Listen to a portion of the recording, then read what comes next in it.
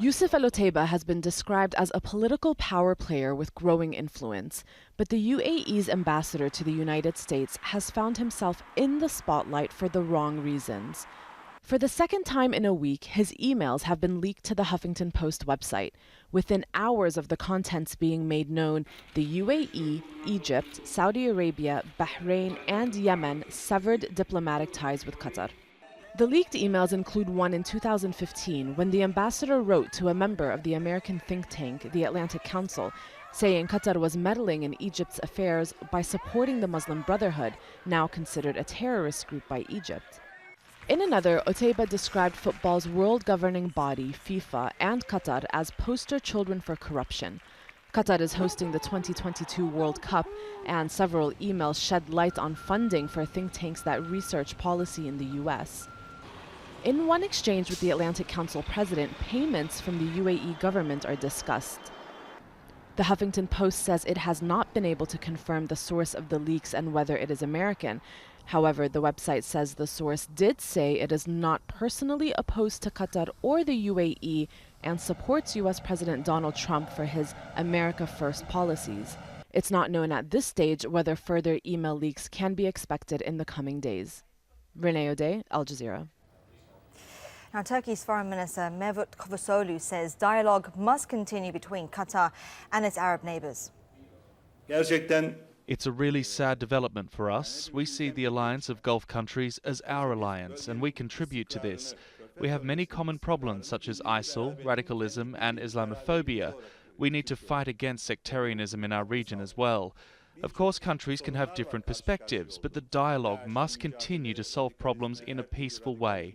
We are sorry about the situation for now, and we will contribute to normalization. Joining us now in the Al Jazeera studio is my colleague Jamal Al-Shayal. Jamal, how did it get to this point?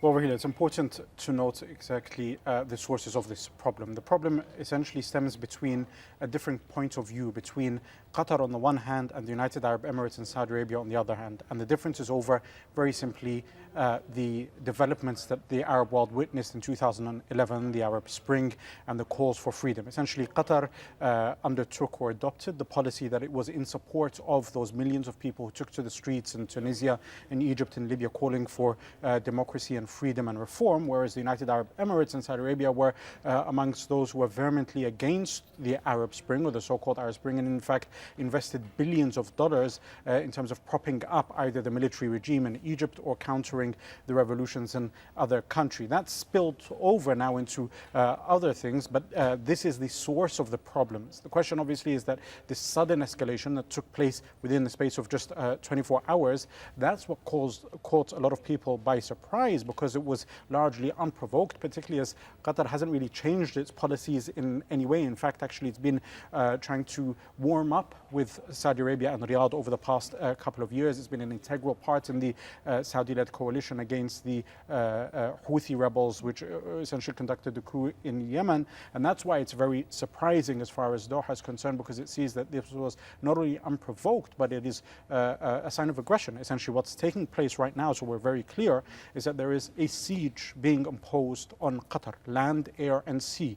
There is something akin to taking 2.8 million people as hostage by the Saudi Arabian government and by the United Arab Emirates to try and force Qatar to change its policies. So this is an international diplomacy. We've gone into the realms of what we're calling international thuggery by these countries.